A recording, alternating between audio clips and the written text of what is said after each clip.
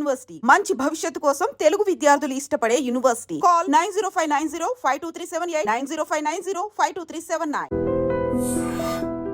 ఆకాశంలో ఎగిరే పక్షుల్లా, నీటిలో నా ఇదే చేపల్లా. ప్రదీప్ గారు, మీరు ఆయన కలిసినప్పుడే he was TV star, cinema star కదా. హీ వాజ్ ఆల్రెడీ 3 సినిమాల్లో యాక్ట్ చేసి వెనక్కి వచ్చి చార్టెడ్ అకౌంటెన్సీ చేసి ఫస్ట్ సీరియల్ ప్రొడ్యూస్ చేసి డైరెక్ట్ చేసిన వ్యక్తి ఆయన. సో ఆయన ప్రొఫైల్ మీ దగ్గరకు వచ్చినప్పుడు ఏమనుకున్నారు? నేను ఆ కోచింగ్ డీటెయిల్స్ తీసుకొస్తా అని చెప్పేసి నన్ను చూసి వచ్చి కలిసి తెల్లవారి ప్రదీప్ గారి డీటెయిల్స్ తీసుకొచ్చేసారు. అంటే మా నాన్న, my father loved Pradeep. That was the love. అడుగడుగున బుచ్చి బాబు, అందరికీ నచ్చు బాబు, పూటకూళ్ళ గరీబు. అంటే ఇప్పుడు సార్కి డెఫినెట్లీ 42 ఉండుంటాయి. మీరు చాలా ఎక్కువ చెప్పేస్తున్నారు. 30+. We're always 30+.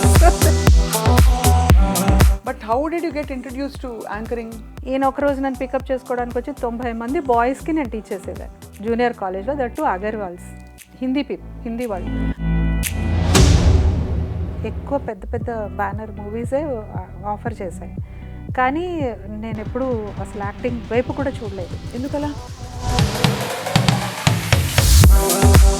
బేసిక్ మానవ సంబంధాలు, సింపుల్గా ఉండే సంబంధాలు ఇదివరకు చెప్పకుండా అడ్జస్ట్ అయిపోయేవి కూడా ఇప్పుడు పెద్ద ఇష్యూస్ అయిపోయాయి. చిన్నప్పటి నుంచి మనం ఇంట్లో పెరిగామండి.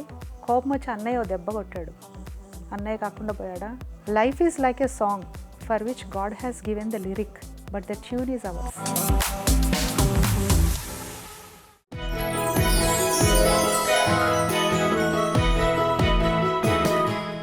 అందరికీ నమస్కారం and welcome to I dream special series next episode of queen.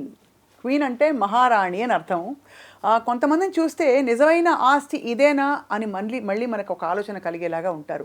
ఎందుకంటే కోట్లు సంపాదించిన గొప్ప గొప్ప విజయాలు సాధించిన మహిళా మనులు కూడా ఒక పాయింట్ అయ్యాక మనం సంతృప్తిగా ప్రశాంతంగా ఉండడమే కదా నిజమైన ఆస్తి అని గ్రహించుకుంటారు. అది చాలా చిన్న వయసులోనే బహుశా గ్రహించుకుని బహుముఖ ప్రజ్ఞాశాలిగా తొలితరం యాంకర్గా ఇండస్ట్రీలోకి అడుగుపెట్టి ఒక ఇల్లాలిగా, తల్లిగా, వీటన్నిటితో పాటు ఒక అద్భుతమైన సంగీత దర్శకురాలిగా అండ్ గాయకురాలిగా, వీటన్నిటితో పాటు ఇంకా వ్యక్తిత్వ నిర్మాణంలో కీలక పాత్ర పోషిస్తూ అసలు ఒక చక్కటి తల్లి, ఒక చక్కని తల్లి అనిపించుకునే వ్యక్తి ఎవరంటే డాక్టర్ సరస్వతి ప్రదీప్ కొండిపర్తి. వారితో మాట్లాడబోతున్నాం. సరస్వతి గారంటే ప్రదీప్ గారి మిస్సెస్గా అందరికీ తెలుసు. వీళ్ళిద్దరిని చూస్తే అబ్బాయి ఏంటి లవ్ బర్డ్స్ అనిపిస్తుంది. ఇంతకీ వీళ్ళ పెళ్ళి ఎలా జరిగింది, ఆవిడ ప్రయాణం ఎలా మొదలైంది, ఎలా కొనసాగుతుంది, so much about life with doctor Saraswati. Saraswati గారు నమస్కారం. Thank you Swapna, thanks a lot. You actually genuinely look so content all the time. మీకు ఎప్పుడు మనసు కష్టం రాకూడదు, కానీ రాలేదు అని అనిపిస్తుంది. నిజమేనా? అది ఇంపాసిబుల్. అంతేనా? హ్యూమన్స్ అంటే ఉంటాయి, ఎమోషన్స్ ఉండకుండా ఎలా ఉంటాయి. కాకపోతే the way how we balance అనేది ఇంపార్టెంట్. మనుషులు అన్న తర్వాత ఎమోషన్స్ లేకపోతే అసలు మనిషే కాదు. అన్ని రకాల ఎమోషన్స్ ఉంటాయి, కోపం, సంతోషం, బాధ, దుఃఖం, ఎక్సైట్మెంట్ అన్నీ ఉంటాయి. కాకపోతే మన మెచ్యూరిటీ ఎక్కడ వస్తుందంటే how quickly we come back to normalcy. అన్నీ వస్తాయి. అన్నీ కాకపోతే మేము ఇద్దరము కూడా ఒకళ్ళకొకళ్ళు ఉన్నాం కాబట్టి we're able to balance that. మీరు ఫస్ట్లో మిమ్మల్ని చూసినప్పుడు అమ్మో ఇప్పుడు చాలా రిజర్వ్డ్ ఏమో అని అనిపించేవారు. నిజంగానే మీరు కొంచెం మితభాషే. అవును. ఎక్కువ గలగలా నవ్వేసి గట్టిగా చేసేది. ఈ వ్యక్తిత్వం మీకు ఇన్ఫ్లుయెన్స్ ఎక్కడి నుంచి వచ్చింది? చిన్నప్పటి నుంచి ఉంది. మాది చాలా కోజీ ఫ్యామిలీ. మా అమ్మ, నాన్నగారు, మా నాన్నగారు బ్యాంకర్, మా మదర్ గృహిణి, 2 తమ్ముళ్ళు, నేనే పెద్ద ఇంట్లో. కానీ మా ఇంట్లో అసలు ఏం డిఫరెన్స్ లేదు. అమ్మాయిలకి అబ్బాయిలకి అట్లా కూతురు కొడుకు అనే డిఫరెన్స్ లేదు. మా నాన్నగారు చాలా అంటే చాలా ఫార్వర్డ్, అడ్వాన్స్డ్. ఆయన చాలా కృషి చేశారు బ్యాంకింగ్ రంగంలో. ఆయన చాలా అంచెలంచెలుగా ఎదిగి, ఎందుకు చెప్తున్నానంటే అటువంటి ఒక అట్మాస్ఫియర్లో పెరిగాను నేను. ఒక పక్కన నాన్న అంటే భయం, భక్తి, అమ్మని చూసి అమ్మ పేషెన్స్, ఇవన్నీ కూడా నా మీద ఇన్ఫ్లుయెన్స్ చేసి ఉండొచ్చు. పైగానేమో మీరు అన్నట్టుగా నేను మొదటి నుంచి కొంచెం నాతో నేను అన్నట్టుగానే ఉన్నాను. ఉంటారు ఫ్రెండ్స్ ఉండేవాళ్ళు, సంగీతం, అన్ని చదువు అన్నీ ఉండేవి, కానీ అంత బయటికి గట్టిగా ఎక్స్ట్రావర్ట్గా లేనప్పుడు. కొంతవరకు ఇంట్రోవర్ట్గానే ఉండేదాన్ని. చిన్నప్పుడు మీకు క్లియర్ విజన్ ఉండేది, ఎందుకంటే ఒక టైంలో అంత క్లారిటీ ఉండేది కాదు, ఈ పెద్ద ఏమవుతావు ఏమవ్వాలని. ఏదో పాట ఇంట్లో నేర్చుకోవడం అందరికీ ఆనవాయితీ, చాలా మందికి అలా వచ్చేసి ఉంటుంది. బట్ మీరు అనుకుని సింగర్ అవుదామని పాట నేర్చుకున్నారా ఏమన్నా? నాకు నిజం చెప్పాలంటే నా గోల్ డాక్టర్ అవ్వాలని. అసలు ఎంత ఉండేదంటే మా చిన్నప్పుడు మా అత్తయ్య ఒకరు అడిగేవారు అనమాట, ఎప్పుడు నీకు తెల్లకోట నల్లకోట అని. అప్పట్లో అవే ఆప్షన్స్, ఇంకేం లేవు. లాయరా డాక్టర్? తెల్లకోట అనేది అనమాట. అంత ఇష్టం, ఏంటో తెలియని ఫ్యాసినేషన్ డాక్టర్ అవ్వాలి అని.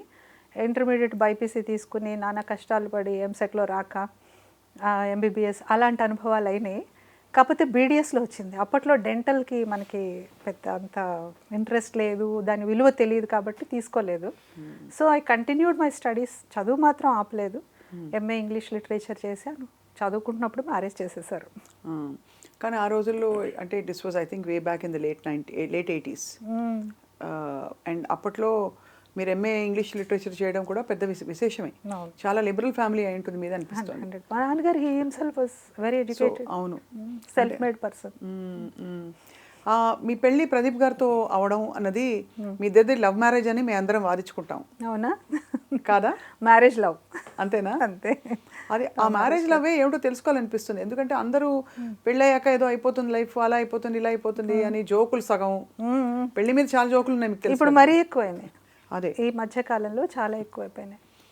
ప్రదీప్ గారు మీరు ఆయన కలిసినప్పుడే he was TV star, cinema star కదా. హీ వాజ్ ఆల్రెడీ 3 సినిమాల్లో యాక్ట్ చేసి వెనక్కి వచ్చి చార్టెడ్ అకౌంటెన్సీ చేసి ఫస్ట్ సీరియల్ ప్రొడ్యూస్ చేసి డైరెక్ట్ చేసిన వ్యక్తి ఆయన అప్పటికే. సో ఆయన ప్రొఫైల్ మీ దగ్గరకు వచ్చినప్పుడు ఏమనుకున్నారు?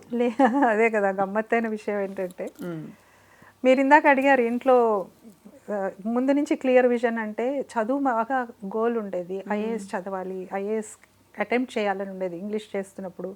అండ్ సంగీతం అనేది చిన్నప్పటి నుంచి 10th క్లాస్ నుంచే ఇష్టం కాబట్టి ఒక వీణ బాగా ఇష్టం ఉండేది. మండా వనజ గారు అని ఉండేవారు, విజువల్లీ ఛాలెంజ్డ్ టీచర్ గారు. ఆవిడ దగ్గర మొదలుపెట్టి అది కంటిన్యూగా చాలామంది 3-4 టీచర్ల దగ్గర నేను కంటిన్యూ చేసుకున్నాను. అయితే చదువు మాత్రం కంటిన్యూస్గా ఏదైనా చేయాలి. ఎంఏ చేసేటప్పుడు ఒక పిహెచ్డి చేయాలి, డాక్టరేట్ చేయాలి అని ఉండేది. ఐఏఎస్కి అటెంప్ట్ చేయాలని ఉండేది. ఎప్పుడు నా ఆలోచన అంతా అటువైపు ఉండేది.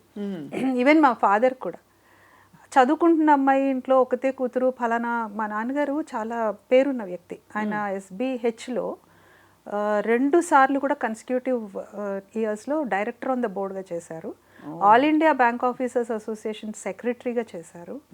ఇప్పటికీ మీరు SBIలో మర్జ్ అయిపోయినా ఎక్కడ ఏ మారుమూల బ్యాంకులో అడిగినా ఆయన పేరు చాలా ఫెమిలియర్. డాక్టర్ అనంతకృష్ణ అని. డాక్టర్ అయినా ఆఫ్టర్ రిటైర్మెంట్ అయిన తర్వాత PhD చేశారు సంస్కృతంలో. సో అంత లెర్నెడ్ పర్సన్ ఆయన బ్యాంక్లో ఉన్నప్పుడే బ్యాంకింగ్లో ఉండే CIIB అంతా చేశారు. ఎంఏ ఇంగ్లీష్ చేశారు. ఆయన చెయ్యనిది లేదు. కంప్యూటర్ అప్లికేషన్స్ అంటే ఎప్పటికప్పుడు నేర్చుకోవాలి, ఏదో ఒకటి ఎదగాలి, తెలుసుకోవాలి, కొత్త నెక్స్ట్ ఈ తరం వాళ్ళతో కనెక్ట్ అవ్వాలి. ఆయనకున్నదే నాకు వచ్చింది. సో నేను కూడా ఎప్పటికప్పుడు అప్గ్రేడ్ చేసుకున్నాను. మీరు అడిగిన ప్రశ్న, నేను ఎంఏ ఫైనల్ ఇయర్లో ఉన్నప్పుడు they was no thought of marriage and all. మా 2-3 మామూలుగా మీ అమ్మాయి ఉంది కదా అని అడిగితే మా అమ్మాయికి ఇప్పుడే చెయ్యము, చదువుకుంటుంది, ఇలాంటివన్నీ ఉంటాయి కదా. మరి సమ్ము ఉంటుంది. మా నాన్నగారు ఐఏఎస్కి కోచింగ్ ఇప్పిద్దాం అనేసి వాళ్ళ ఫ్రెండ్ ఒక ఆయన బ్యాంకులోనే ఒక ఫ్రెండ్ని అడిగితే నేను ఆ కోచింగ్ డీటెయిల్స్ తీసుకొస్తా అని చెప్పేసి నన్ను చూసి వచ్చి కలిసి తెల్లవారి ప్రదీప్ గారి డీటెయిల్స్ తీసుకొచ్చేసారు. I was in the mid of my second year MA చదువుకుంటున్నాను. మా నాన్నగారు అసలు అప్పటిదాకా అసలు పెళ్ళి ఇప్పుడు కాదు, ఇంకా చాలా టైం ఉంది. ఐ వాజ్ 21 అనేప్పటికీ అనుకున్న వ్యక్తి ఎందుకునో నన్ను చూడంగానే ప్రేమలో పడిపోయారు ప్రదీప్ గారితో. అంటే మా నాన్న, my father loved Pradeep, that was the love marriage. But later part ఏంటంటే మా అత్తగారు మామగారు మా ఇంటికి వచ్చారు. ఫస్ట్ అసలు పెళ్లి చూపులు ఇవి ఏమీ లేవు, తెలీదు. వాళ్ళు మా నాన్నగారు ఫ్రెండ్స్ ఏమో అనుకున్నాను. వచ్చారు, మాట్లాడాను, చాలా ఫ్రెండ్లీగా ఉన్నారు. మా in laws are they were very good. మా అటాచ్మెంట్ వాళ్ళు ఇప్పుడు లేరు, బట్ స్టిల్ వాళ్ళు ఎప్పటికీ మా హార్ట్లో ఉంటారు. ఎందుకంటే వాళ్ళ కూతుర్లు లేరు, మమ్మల్ని కూతుర్లాగా చూసుకున్నారు, అంత బాగా ఉండేవారు. సో ఆమె ఇవన్నీ కబుర్లకు కాదు, సో మీరు practically. కాఫీ కప్పులు పట్టుకుని అలా వెళ్ళారా? లేదమ్మా, అదే చెప్తాను. మా అత్తయ్య గారి పక్కన కూర్చుని నేను ఆవిడతో మాట్లాడుతున్నాను, ఆవిడేమో అన్ని అడుగుతున్నారు చదువు గురించి వీటి గురించి, నేను కూడా వాళ్ళ ఇంటి విషయాలు, మీకు అమ్మాయిలు లేరండి అది ఇదని మాట్లాడాను. నాకు తెలియదు, ఐ నెవర్ న్యూ దట్ వాళ్ళు పెళ్లి మ్యాచ్కి వచ్చారని తెలీదు అసలు అసలు అటువంటి ఐడియా లేదు. పాట పాడారా? తర్వాత లేదు తర్వాత ప్రాపర్ పెళ్లి చూపులు అయినాయి. ఇది నేను జస్ట్ ప్రీ మ్యారేజ్ పెళ్లి చూపులు ప్రీ పెళ్లి చూపులు ప్రీ రిలీజ్ ఈవెంట్ లాగా ఉంటుంది కదా. అదే కదా, వచ్చారు అక్కడ పెయింటింగ్స్ చూసారు. నేను బాగా ఫైన్ ఆర్ట్స్లో బాగా ఇంట్రెస్ట్ ఉండేది, ఏదో పెయింటింగ్స్ తర్వాత ఈ సంగీతం ఇవన్నీ ఉండేవి. నా పెయింటింగ్ చూసారు, అప్రిషియేట్ చేశారు, అంతా బాగా మాట్లాడారు. తర్వాత కట్ చేస్తే మా నాన్నగారు చెప్పారనమాట. అప్పుడు కూడా తెలియదండి ఈయన ఒక ఫిల్మ్ హీరో అట్లా ఏం క్లారిటీ లేదు. నేను ఎంతసేపు ఏదో టీవీ ఆర్టిస్ట్ సీఏ చేశారు అని మాత్రమే ఎక్కింది మైండ్కి, అంతకన్నా ఎక్కువ ఎక్కలేదు, మనకంత క్లారిటీ లేదు. సో నాకు ఆ పెళ్లి చూపులు తతంగం కూడా ఇష్టం లేదు, చాలా ఒక రకమైన అజిటేటింగ్గా ఉండేదాన్ని. ఇవన్నీ మనకి ఇష్టం లేదు, కన్వెన్షనల్గా అవన్నీ ఇష్టం ఉండే. అప్పట్లో మన మహిళా సభలో చదివినప్పుడు ఇది వేరు కదా, గ్యాంగ్, విమెన్ గ్యాంగ్, మాటలు కబుర్లు చర్చలు ఇవన్నీ. But still had to go through that. 10 మంది వచ్చారు మా ఆయన వాళ్ళందరూ కలిసి చూడడానికి. అంటే మా ఫ్యామిలీ చాలా పెద్ద ఫ్యామిలీ తర్వాత. బట్ చూసిన తర్వాత అప్పుడు వెలిగింది నాకు, కానీ సినిమాది కాదు వెలిగింది, అడుగడుగున బుచ్చి బాబు అది వెలిగింది, అందరికీ నచ్చు బాబు, పూటకోళ్ళ గరీబు, మానవతకు నవాబు అనగానే నాకు ఆ మెట్లు దిగుతూ స్పెట్స్ పెట్టుకుని దిగి మళ్ళీ ఎక్కి ఇలా గమ్మత్తుగా ఉండేది ఆ టైటిల్ సాంగ్. మేము 86లో సీరియల్ స్టార్ట్ అయినప్పుడు చాలా ఫ్యాసినేషన్ ఉండేది. టీవీ కొత్త కదా అందరికీ అప్పుడు. నేను మా తమ్ముడు కూర్చుని ఆ సీరియల్ మాత్రం మిస్ కాకుండా చూసేవాళ్ళం. బుచ్చిబాబే మా ఇంటికి వస్తాడని తెలియదు, వచ్చేసాడు. బట్ చూసిన తర్వాత ఆ రోజున నేను చాలా గొడవ పెట్టాను అసలు పెళ్లి చూపులు. మొత్తానికి నన్ను కన్విన్స్ చేశారు. ఒక 2 minutes అన్నాను, సరే కూర్చున్నా, వెళ్ళా, మళ్ళీ వచ్చా. somehow I could manage that. But later వెళ్ళిన తర్వాత మాత్రం వాళ్ళు, మా అత్తగారు వాళ్ళకి నచ్చే పాపం వాళ్ళు ఆయన్ని తీసుకొచ్చారనుకోండి, కలుద్దాం అనుకున్నాము. సరే హెసిటేటింగ్గా కలిసాము. April 1 ఇద్దరం ఫూల్స్ చేసుకున్నాం ఒకళ్ళకొకళ్ళు పెళ్లి చూపులు. 14th అంబేద్కర్ బర్త్డే రోజున మా హాలిడే ఉండింది కాలేజ్కి, బయటకు వెళ్దాం అంటే వెళ్ళినప్పుడు నేను అదే చెప్పాను మొన్న కూడా ఎవరికో, నాకు ఆయన ఆన్ స్క్రీన్ హీరో కన్నా రియల్ లైఫ్ హీరోగా అనిపించారు. ఏం మాట్లాడుకున్నారు అంటే అడగచ్చా? మాట్లాడుకుందంటే నాకు ఇప్పుడు నేను ఐ వాజ్ వెరీ ఇన్నోసెంట్ అండి, ఏం తెలియదు అసలు. ఇప్పుడు అనిపిస్తుంది ఏమన్నా కొంచెం తెలివితేటలు కూడా ఉండేవేమో నాకు అసలు. ఆ రోజుల్లో ఇలా పంపించడం పెద్ద విషయమే. అంటే ఆ రోజుల్లో అంటే ఐఎమ్ టాకింగ్ అబౌట్ జస్ట్ ఎలాగ 88, 90 అంటే కూడా కొంచెం కన్సర్వేటివ్ గానే ఉండేవారు. మా ఇంట్లో అదే చెప్పాను కదా, మా ఇంట్లో అసలు అలా లేదు. ఒకటి అపారమైన నమ్మకం మాకు, ఫ్యామిలీ వాల్యూస్ కానీ అవి కానీ చాలా ఉండేవి. ప్లస్ ఏంటి, మేము ఎలా తిరిగాము మామూలుగా కాదు. మీరు లవ్ మ్యారేజ్ అంటారు కదా, 3 నెలలు 6 నెలలు కలిసి తిరిగి పెళ్లి చేసుకున్నారు, కలుసుకున్న తర్వాత తిరిగాము, అంతే తేడా, అంతే తేడా. బట్ ఇక్కడ అండర్స్టాండ్ ఇచ్చేది. నాకు అసలు స్క్రీన్ కానీ సినిమా ఫీల్డ్ కానీ షూటింగ్స్ కానీ ఎటువంటి నాలెడ్జ్ లేదు కదా, నాకేం తెలియదు. He use to tell me so many things like ఇలా ఉంటుంది అలా ఉంటుందని చెప్పేవారు. నేను అలా చూస్తూ ఉండేది, వినేదాన్ని. బట్ ఆయన approach to life, the way he respects women, మానవత్వం అంటే పక్క వాళ్ళ పట్ల ఒక కంపాషన్, ముఖ్యంగా తల్లిదండ్రుల పట్ల గౌరవం చాలా బాగా నచ్చింది. మేమిద్దరం ఆ రోజు మీరు నమ్మరు, 88లో మేమిద్దరం అనుకుంది, వన్స్ పెళ్ళి అయింది అంటే మనకి 2 sets ఆఫ్ పేరెంట్స్ ఉన్నారు అని అర్థం. 2 sets ఆఫ్ పేరెంట్స్, ఇంకక్కడితో అయిపోయింది కదండి, ప్రాబ్లం ఏముంది ఇంకా అస్సలు. అదే కదా, అటువంటి అండర్స్టాండింగ్తో మేము జీవితం స్టార్ట్ చేసాం. అక్కడ బీజం పడింది. చాలా బాగా తను గైడ్ చేసి, నేను తనకన్నా 4.5 years చిన్న, మా ఇద్దరు గ్యాప్. బట్ నెవర్ లైక్ అలా ఉండదు, మా ఇద్దరం ఫ్రెండ్లీగా ఉన్నాం బాగా. జర్నీ అలా మొదలైపోయింది. అంటే ఇప్పుడు సార్కి డెఫినెట్లీ 42 ఉండుంటాయి. ఇప్పుడు అంటారా? మీరు చాలా ఎక్కువ చెప్పేస్తున్నారు. 30+. We're always 30+. అలాగే అనిపిస్తారు ఇద్దరు. ఏంటి అసలు ప్రదీప్ గారిని చూసినప్పుడు అంటుంటాను, ఏంటి ఆయన అసలు ఏం వయసు అవ్వదు, అలాగే ఉంటారు, ముడతలు లేవు, ఎప్పుడు నవ్వుతూ ఉంటారు, ఎప్పుడు యాక్టివ్గా ఉంటారు. మీరైతే యువర్ ఆల్వేజ్ అసలు ఎక్కడా నేను ఫోటోగ్రాఫ్ లాగే ఉంటారు. అయ్యో. సో అప్పుడు పెళ్ళయింది మీది. But how did you get introduce to anchoring? అసలు it was also most unexpected. అసలు అది కూడా అనుకోలేదు. నేను చదువు కంటిన్యూ చేశాను. 88లో నేను ఫైనల్ ఇయర్ కదా, ఆఫ్టర్ మ్యారేజ్ నేను కంటిన్యూ చేసి ఫైనల్ ఇయర్ ఎగ్జామ్స్ రాసి యూనివర్సిటీలో కూడా నాకు ర్యాంక్ వచ్చింది. అప్పుడు అంత బాగా ఎంకరేజ్ చేశారు నన్ను. ఆఫ్టర్ ఎంఏ ఇమీడియట్గా నేను సిఫిల్లో కూడా చేరాను. నాకు సీట్ వచ్చింది. అక్కడ కూడా ఆల్ ఇండియా లెవెల్లో ఎంట్రన్స్లో టాప్ చేశాను. అక్కడ కూడా నాకు ఒక ఫస్ట్ సెమిస్టరే ఆయన ఫీజు కట్టారు, సెకండ్ సెమిస్టర్ మెరిట్ స్కాలర్షిప్. అది కూడా చెప్తూ ఉంటాను ఇవాళకి కూడా. అంత చదువుకున్నాను. Immediately after like Niharika was my daughter. తను 1 year 1.5 year అప్పటికి 90 వచ్చేప్పటికి 1 year కూడా లేదు. 89లో పుట్టింది తను.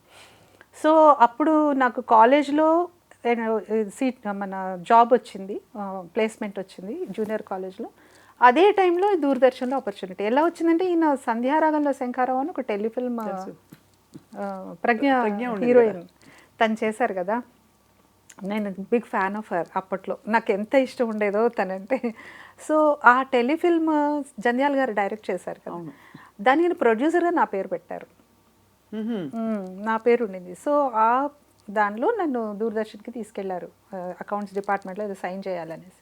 అప్పుడు మన శైలజ సుమన్ గారు ఉన్నారు అక్కడ, ప్రోగ్రామ్ ప్రొడ్యూసర్ మేడం తెలుసు కదా, ఆవిడ ఉన్నారు. ఆవిడ నన్ను చూసి సరస్వతితో ఎందుకు యాంకరింగ్ చేయించకూడదు అన్నారు. అసలు యాంకరింగ్ అనే పదమే కొత్త. అప్పుడు మన అనౌన్సర్స్ ఉండేవారు కదా, విజయదుర్గ గారు, రోజారాణి గారు, శైలజా సుమన్ గారు, ప్రేమ మాన్వి గారు, ఇంత పెద్ద పెద్ద అనౌన్సర్స్ ఉండేవాళ్ళు. అండ్ లైవ్లో వాళ్ళు చెప్పేవాళ్ళు. ఇప్పట్లాగా క్యాప్స్లింగ్ కూడా లేదు కదా. రోజారాణి గారును ప్లస్ విజయదుర్గ గారు అంటే సెన్సేషన్. అప్పుడు సెన్సేషన్ అండి. ఇవాళ ఎవరు వస్తారని చూసేవాళ్ళం టీవీలో. వాళ్ళ మాడ్యులేషన్ వాళ్ళు చెప్తూ ఉంటే అలాంటిది నేను ఎప్పుడు నేను ముందు నుంచి చూస్తున్న వాళ్ళని, ఎప్పటి నుంచో. అట్లాంటిది నేను వెళ్ళి వాళ్ళతోని డైరెక్ట్గా, అంటే అప్పుడు కూడా నాకేం తెలియలేదు. ఆవిడ చెప్పారు, ఓకే ఈయన అన్నారు మీ ఇష్టం చేస్తుంది అన్నారు. ఏమిటి వీళ్ళిద్దరు నా గురించి ఏం మాట్లాడుకుంటున్నారు నాకేం తెలియలేదు. అని వచ్చే సండే వచ్చేసే అన్నారు. ఆవిడ అలాగే మాట్లాడితే వచ్చేసే సరస్వతి అని. నేను ఎక్కడ ఇంటర్వ్యూ అయినా ఫస్ట్ ఆవిడని నేను నమస్కారం చెప్పుకుంటాను. ఎందుకంటే she's the person who introduced me to the small screen first. ఆవిడ ఐడెంటిఫై చేశారు నన్ను. ఫస్ట్ డేనే నాకు సుమాంజలి అనే ప్రోగ్రామ్ ద్వారా నేను ఎంటర్ అయ్యాను. ఈ వారం నుంచి వచ్చే వారం దాకా ప్రోగ్రామ్ వివరాలు ఎంత డీటెయిల్డ్గా మొత్తం అన్ని తారాగణం, నటీనటుల, దర్శకులు, సంగీతం అనుకుంటూ మొత్తం చెప్పాల్సింది. రాత్రి 7 గంటలకు వచ్చేదండి అనుకుంటా, గుర్తు రావట్లేదు అసలు నాకు. మొన్నటి నుంచి ట్రై చేస్తున్నాను. ఫస్ట్ సుమాంజలి దానికి సిగ్నేచర్ ట్యూన్ కూడా ఉండేది. చాలా అంటే చాలా హిట్ అయింది ఆ ప్రోగ్రామ్ కూడా. అంటే చూసేవాళ్ళు వారం అంతా ఏమొస్తుంది అని చూసేవాళ్ళు. First day first take okay అయింది. మనకి ఏమీ తెలియదు.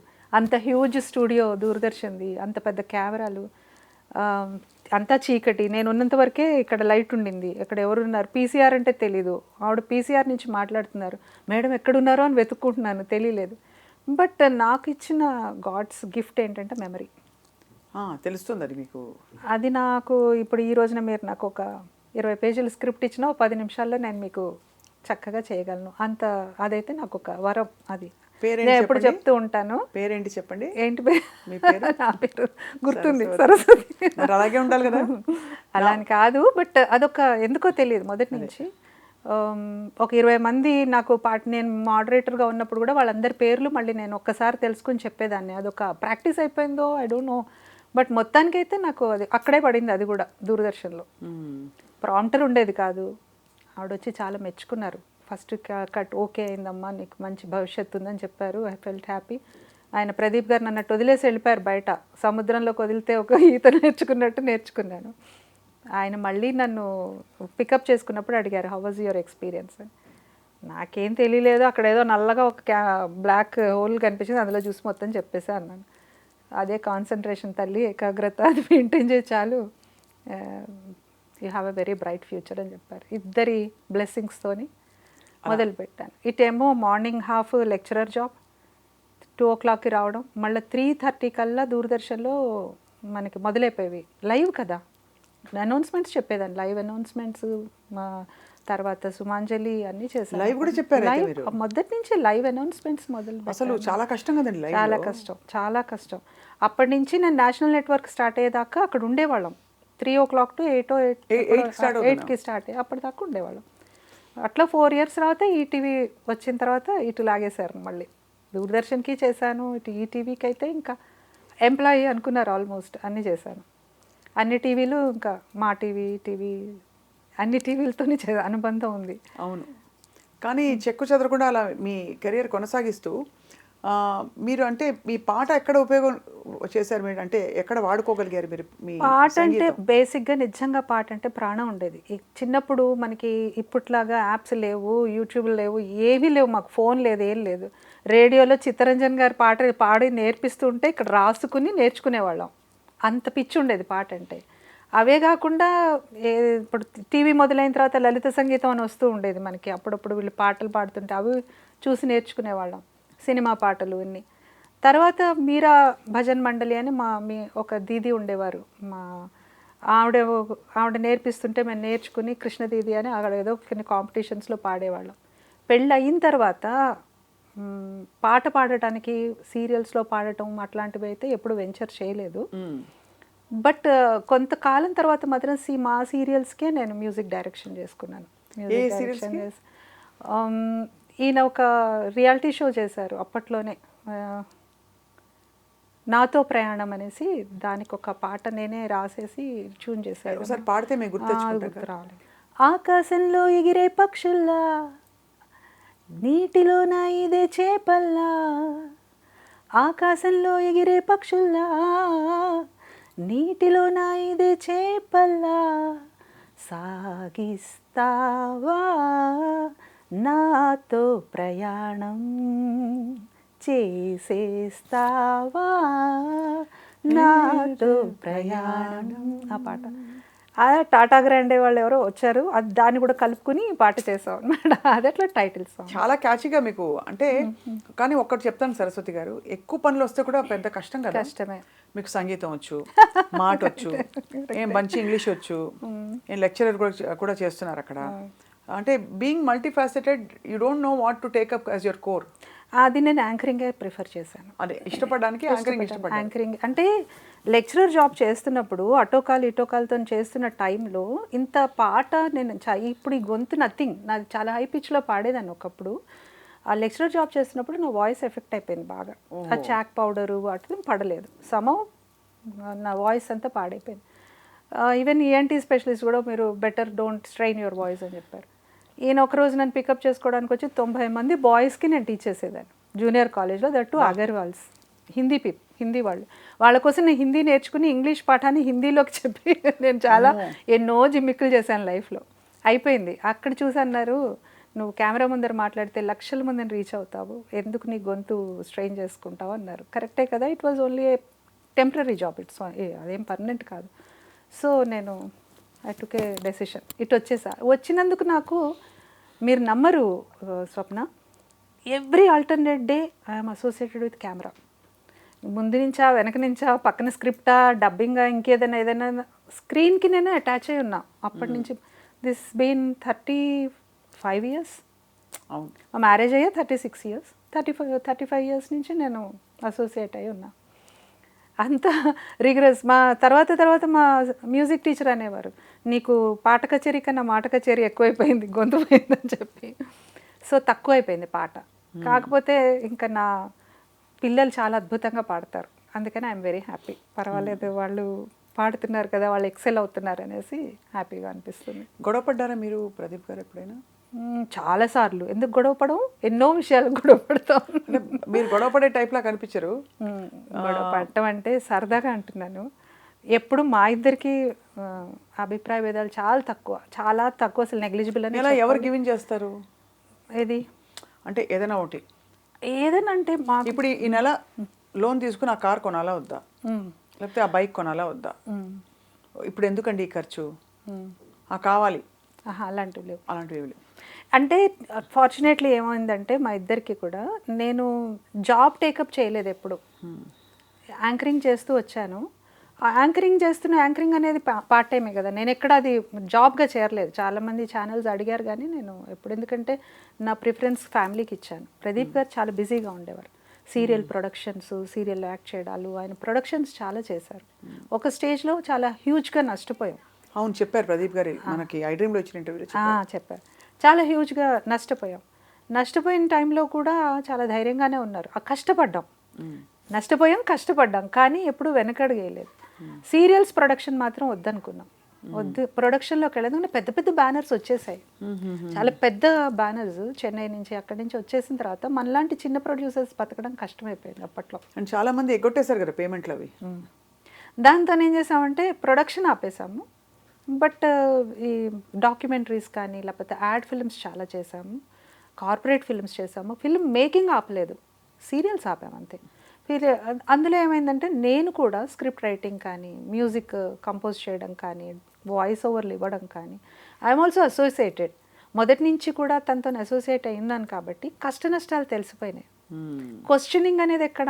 ఇప్పుడు నేనేదో ఒక లెక్చరర్ జాబ్ చేస్తున్నాను, ఆయన ఇందులో ఉన్నారనుకోండి, నాకంత అవగాహన ఉండదు ఆయన ఫీల్డ్ గురించి. అవునవునవును.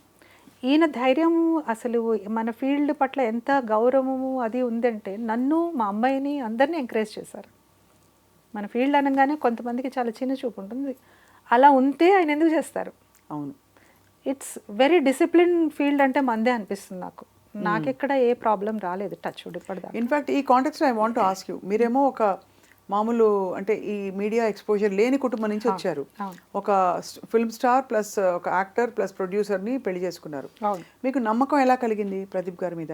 చెప్పాను కదా, ఆయన అసలు మనిషిగా నాకు ఫస్ట్ నచ్చారు. ఇవన్నీ పక్కన నమ్మకం అంటే ఐఎమ్ సేయింగ్, ఇప్పుడు ఇక్కడ so many women in the industry and ప్రతి భార్యకి ఉంటుంది, ఎంత ఇవాల్వ్ అయినా ప్రతి భార్యకి ఒక చిన్న అరే నెక్స్ట్ ఏంటి, అదే అందుకే కొంచెం ఎక్కువ మాట్లాడుతున్నారు, ఇవన్నీ వస్తాయి కదండి. తెలివిగా ప్రదీప్ గారు నన్ను కూడా ఇందులోకి నెట్టేశారు కదా. ఆన్ డే 1 నుంచి నేను అదే చెప్తున్నాను, I'm also equally associated. Correct. So you don't have those normal challenges. ఇప్పుడు నేను ఇక్కడ ఉన్నాను, మన ఇద్దరం మాట్లాడుకుంటున్నాం, ఇట్ మేబీ ఇంకేదో సీన్ అయి ఉండొచ్చు, నలుగురు ఉన్నారు చుట్టూ.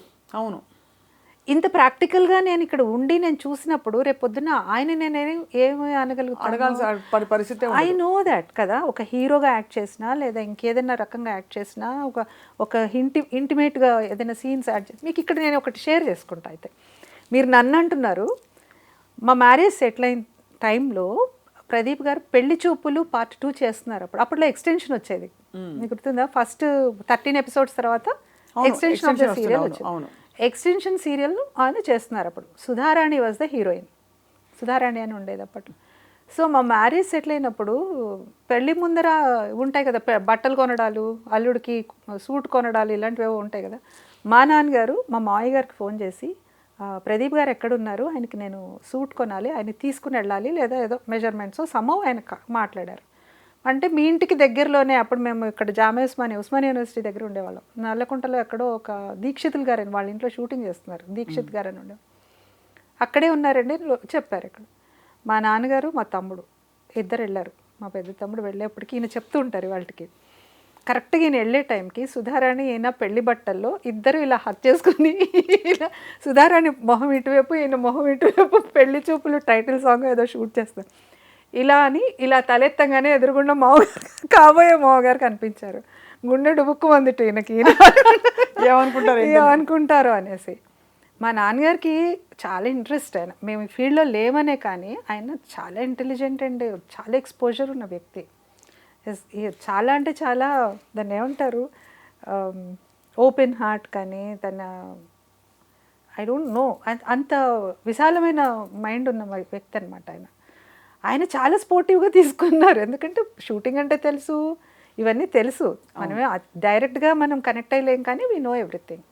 అంత ఇప్పుడు అలాంటి కన్జర్వేటివ్ అంత నారో మైండ్ ఉన్న వాళ్ళం అయితే అసలు చేసుకునే కదా.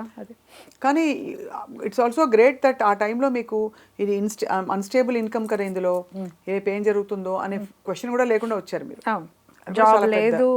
జాబ్ లేదు ఏం లేదు, జస్ట్ అంటే 1 నెల వస్తే బాగా వస్తాయి, 2వ నెల చెప్పలేం కదా, acting and all media actually for that matter. So అయితే అలా మీరు రంగంలోకి దిగి మొత్తం అంత బహుముఖాలు. నేను కన్సిస్టెంట్గా ఎర్న్ చేశాను స్వప్న, కన్సిస్టెంట్గా. అసలు నేను నా ఎర్నింగ్కి ఎక్కడ స్టాప్ అవ్వలేదు అసలు, లెర్నింగ్కి ఎర్నింగ్కి రెండు ఒక స్థితిలో. మీరు అన్నది కరెక్ట్, ఇట్లాంటిది కొంచెం ఒక కష్టం వచ్చి ఏదో ఒక ప్రొడక్షన్ అవ్వక ఏదో లాస్ వచ్చిన టైంలో కూడా నేను చేస్తున్న లెక్చరర్ జాబే రెస్క్యూ చేసింది, అంతే కదా. అలా కొన్ని సందర్భాలు ఉన్నాయి, కాదనట్లేదు. కానీ భగవంతుడు భలే ఇది ఇచ్చాడు మాకు శక్తి, ఇద్దరికి కూడా మంచి ఫ్రెండ్లీ నేచర్, కంపాటబిలిటీ, అండర్స్టాండింగ్. అది ఎలా వచ్చిందో మాకే తెలీదు. ఇంకొక యాడెడ్ అడ్వాంటేజ్ ఏంటంటే ఇద్దరము కూడా సాఫ్ట్ స్కిల్స్ ట్రైనింగ్లో ఉన్నాం, పర్సనాలిటీ డెవలప్మెంట్ ట్రైనింగ్లో ఇంటర్నేషనల్ లెవెల్లో చేసాం ఇద్దరము ఇంటర్నేషనల్ లెవెల్లో ట్రైనింగ్. అండ్ మేము తీసుకున్న టాపిక్ కూడా హ్యాపీ మ్యారీడ్ లైఫ్ అని. ఇద్దరము ఇప్పటికి 2 తెలుగు రాష్ట్రాల్లో ఆల్మోస్ట్ అందరు తెలుగు కపుల్స్ని మేము టచ్ చేసి ఉంటాం. జస్ట్ మ్యారీడ్ కపుల్ నుంచి 40 years 50 years మ్యారీడ్ లైఫ్ ఉన్న కపుల్ కూడా వచ్చి కూర్చుంటారు. కపులే యాక్సెప్టెడ్ అందులో వాళ్ళు ఎంట్రీ, నో ఇండివిజువల్స్ కపుల్సే. వాళ్ళిద్దరి మధ్యనే మేము ఇక్కడ ఏదేదో గేమ్ షో లాగా కాదు, డే టు డే వచ్చే ప్రాబ్లమ్స్ని ఎలా ఓవర్కమ్ చేసుకోవాలి, చిన్న చిన్న విషయాలకి ఫ్రిక్షన్స్ రాకుండా ఇలాంటివి. ప్లస్ ప్రైవేట్గా కూడా ఎవరికైనా కౌన్సిలింగ్ కావాలంటే వాళ్ళకు కూడా మేము కౌన్సిలింగ్ చేస్తూ వచ్చాం. వెన్ నేను ఒకళ్ళకి చెప్తున్నప్పుడు నన్నే వాళ్ళు క్వశ్చన్ చేస్తుంది, నువ్వు ఆ రోజు అలా చెప్పావు కదా, నువ్వేం ఆలోచిస్తున్నావు అనేసి. కరెక్ట్, అవును, అంతే కదా. ఆ ట్రైనర్గా ఉన్న అడ్వాంటేజ్, లైక్ ఒక పర్సనాలిటీ డెవలప్మెంట్లో మనం ఇంకొకళ్ళకి సలహా ఇస్తున్నామా, కౌన్సిలింగ్ చేస్తున్నామా అనే దానికి మనకే అది బెనిఫిషియరీ. అసలు best beneficiary out of a training programme అంటే trainer himself or herself. మనం చెప్పే కొద్దీ నేర్చుకుంటాం. ఇంకా ఇంకా ఎక్కువ మనకి అది పెరుగుతూ ఉంటుంది కెపాసిటీ. మన ఫ్రాంటియర్స్ ఎక్స్పాండ్ అవుతూ ఉంటాయి.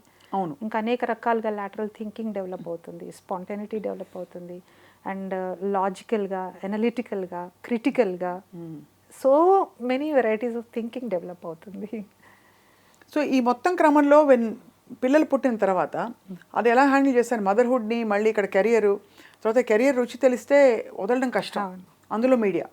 అన్ని ఛానల్స్కి నేను రుణపడి ఉంటాను, నేను వర్క్ చేసిన ఛానల్స్ అన్ని నాకు. ఎందుకంటే అన్ని మ్యాక్సిమం స్టూడియో బేస్డ్ చేశాను. పిల్లలు చిన్నగా ఉన్నప్పుడు ఎక్కువ స్టూడియో బేస్డే చేశాను. నాకు తగ్గట్టుగానే నాకు ఆ స్టూడియో టైమింగ్స్ ఉండేవి. వీళ్ళు స్కూల్కి వెళ్ళినప్పుడు వచ్చేదాన్ని, వాళ్ళు వచ్చేప్పటికి వెళ్ళిపోయేదాన్ని, వాళ్ళకి తెలియదు కూడా. మీరు నమ్మరు, ఆ టైంలో నాకు ఎన్ని యాక్టింగ్ ఆఫర్స్ వచ్చాయో. చాలా అంటే చాలా, సినిమాలే, సీరియల్స్ కాదు, ఎక్కువ పెద్ద పెద్ద బ్యానర్ మూవీసే ఆఫర్ చేశాయి. కానీ నేను ఎప్పుడు అసలు యాక్టింగ్ వైపు కూడా చూడలేదు. ఎందుకలా? ఒకటి పిల్లలు, ఫ్యామిలీ, ఈయన బిజీ ఉంటారు, నేను కూడా బిజీ ఉంటా ఎట్లా అనే ఒక పర్స్పెక్టివ్.